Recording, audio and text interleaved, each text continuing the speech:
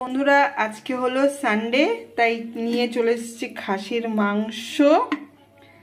এখানে মশলা পেস্ট করে নিয়েছি। এখানে আলু কেটে নিয়েছি। আলু আমরা বেশি খাই না, তাই অল্পই দিয়েছি। আলুটাকে আগে ভেজে নেব। কড়াই গরম হয়ে এসছে, তেলটা দিয়ে দিই।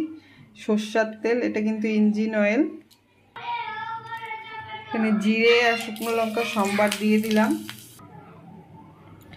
মাংসগুলো কিন্তু একদম সলিড দিয়েছে, দেখো বন্ধুরা। আলু দিয়ে দেবো।